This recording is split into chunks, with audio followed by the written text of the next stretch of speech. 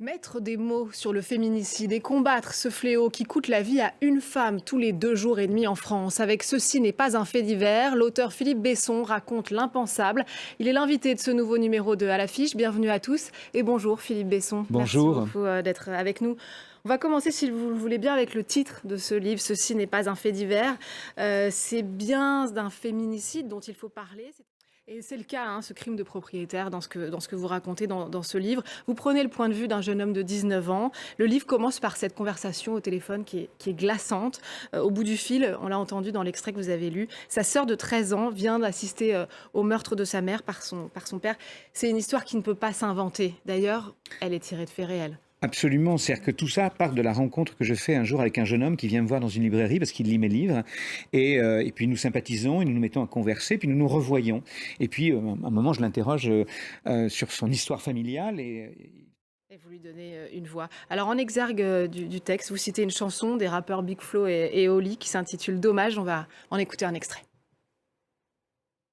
Besson, dans ses paroles, cette chanson se décide d'un sentiment qui ne va pas lâcher votre narrateur, parce qu'en plus de la sidération, du chagrin dont on a parlé, il y a cette culpabilité. Alors bien sûr, il y est pour rien, mais lui s'en veut.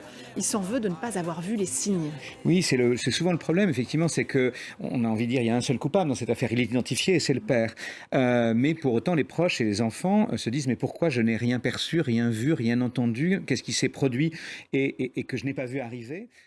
Alors on le disait, hein, vous avez donné une voix à ces victimes collatérales, même si le mot n'est pas très beau. De toutes les façons, mettre des mots sur le silence, vous le faites depuis le début, hein, de votre carrière littéraire. Dans Arrête avec tes mensonges, par exemple. Alors le roman est adapté pour la scène, au théâtre en ce moment, au Théâtre de la Tempête ici à Paris. Et puis pour le grand écran, au cinéma, le film va sortir ici en France le 22 février. Si vous voulez bien, on va regarder quelques images. Mensonge d'Olivier Perron avec Guillaume de Tonquédec et Victor Belmondo. On enchaîne un peu les mauvaises nouvelles, mais on avait appris il y a quelques jours le décès de Lucas, ce très jeune homme de 13 ans qui vivait ouvertement son homosexualité. Et d'où l'importance de partager des récits, de donner une visibilité aussi à tous ces récits. Merci beaucoup Philippe Besson Merci infiniment. d'être venu nous parler de Ceci n'est pas un fait divers paru chez Julliard. Et merci à vous de nous avoir suivis. N'oubliez pas de nous retrouver sur france24.com ainsi que sur tous nos réseaux sociaux. On va se quitter sur une note d'espoir dans ce combat contre les féminicides avec un extrait de Riposte féministe, un documentaire sur celles qu'on appelle les colleuses et cette nouvelle génération décidée à en finir avec les violences faites aux femmes. Je vous laisse sur ces images et vous dis à très vite.